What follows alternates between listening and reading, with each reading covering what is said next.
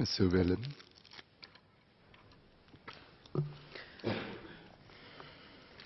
Mr. Speaker, the fire safety culture in Singapore needs to be improved.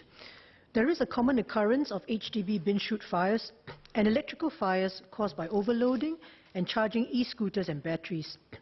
The density of our high-rise environment makes fire safety critical. As such, I am supportive of the rationale of this bill to give further authority to the SCDF to require fire safety enhancements to buildings, to regulate fire safety products, and to enhance SCDF's investigation powers. Nevertheless, I wish to make some observations and seek clarification on 3 issues. First, imposing fire safety upgrades on existing buildings. Second, the handling of the recent cases concerning non-compliant claddings. And third, the proposed use of third-party officers as routine inspectors. First, fire safety upgrades on existing buildings. Under the proposed Section 20A of the Act, the Commissioner of SCDF will be empowered to mandate building owners to install critical fire safety upgrades. This will effectively mean that buildings that were compliant with the fire safety requirements at the time they were constructed may have additional requirements imposed on them. In the MHA press release of 8 July, it was stated that in imposing these additional requirements on existing buildings, SCDF would adopt a judicious, risk-based approach in identifying buildings for fire safety upgrades. It was further stated that in deciding whether to impose such requirements, SCDF would consider the building's fire risk profile and factors such as building age, purpose, and the profile of its occupants. The Senior Parliamentary Secretary earlier also mentioned that about 500 such buildings have been identified. Sir, I appreciate the need to have robust safety requirements to prevent loss of life and limb, and why this additional power given to the Commissioner of SCDF is critical. I also understand the sentiments of Engineer Lee Biwa on this matter just expressed. At the same time, I note that SCDF has mentioned that it would be judicious in its approach. There is indeed a need to assess each older building to determine whether the upgrades are critical for safety or are good-to-haves, which may be costly and have limited utility. Let me illustrate the point generally. About 6 years ago, a cluster of 7 HUDC blocks in my ward at Serangoon North, built in the 1980s, underwent privatization. In connection with this exercise, the residents were advised that they needed to do additions and alterations works to bring the cluster up to the current requirements of the fire code. The residents then undertook the works, such as installing fire doors at every staircase landing and making enhancements to their lifts. These works caused ground frustration as they affected residents' daily lives in terms of inconvenience, dust and lift shutdowns, and also involved expenditure. After the estate was privatized in 2014, discussions resumed to obtain approval for an en-bloc sale of the estate. Within 3 years, the estate was sold en bloc to a developer. If you were to visit the site today, you will see that all the former blocks have been demolished. That leads to a reasonable question. To what end, then, were the fire safety enhancements made to the old blocks? Moving forward, while the HUDC privatizations are over, there may be older buildings that are expected to be sold to developers or otherwise redeveloped.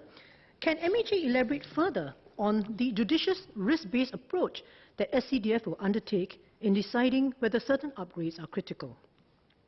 Next, the recent cases of non-compliant cladding. The fatal fires 2 years ago at Toh Guan Road and London's Grenfell Tower were a wake-up call. After the Grenfell Tower tragedy, I filed a parliamentary question asking what preliminary lessons could be learned. The Minister's reply then was that the SCDF would study the investigation report of the London Fire Brigade when it was released to see if changes to our fire regulations were needed. In addition, he touched on the existing regulatory regime for construction projects, where the registered qualified person, or QP, was responsible for ensuring that building materials conformed to the prevailing fire code. Among the requirements were that all claddings used in buildings had to meet the stringent Class 0 industry standard. It was further stated that after the QP signed off, a registered inspector would have to inspect the building to ensure that all fire safety requirements had been met.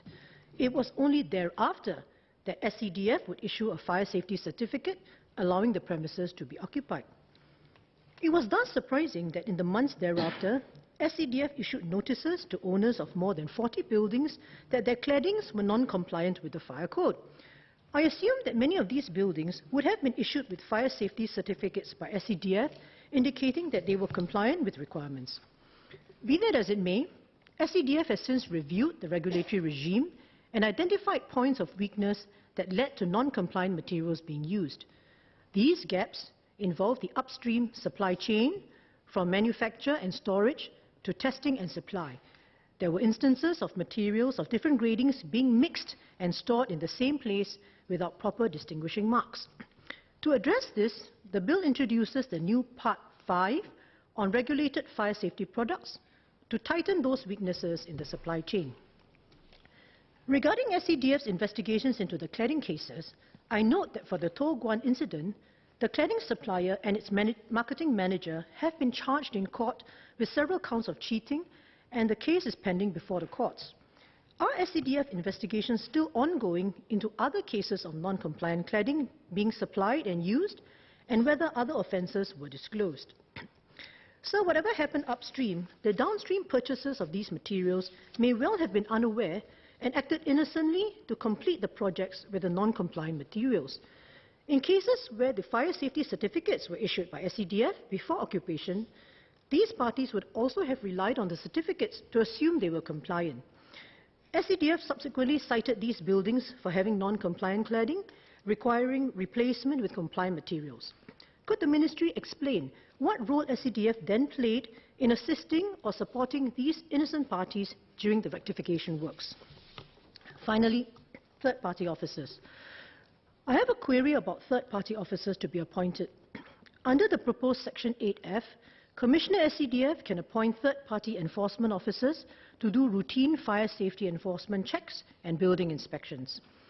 MHA has stated that the rationale for this supplementary resource is to allow SCDF officers to focus on more complex enforcement inspections.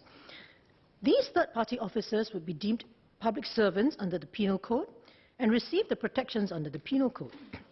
According to the proposed Section 8F, such persons are to be individually appointed and could include employees of a public authority. Would these third-party officers be restricted to Singaporeans and permanent residents, or would foreigners also be eligible for deployment? At the steady state, how large a force of third-party officers does SCDF expect to maintain?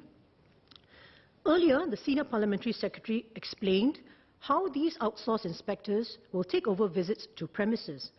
Is there any concern that SCDF may lose valuable ground knowledge by outsourcing routine inspections? Finally, sir, let me conclude. I'm supportive of the bill and would also like to take this opportunity to thank SCDF for its important and life-saving work. Nevertheless, for a better understanding of how the regime would work, it would be most helpful if my queries could be addressed. Thank you.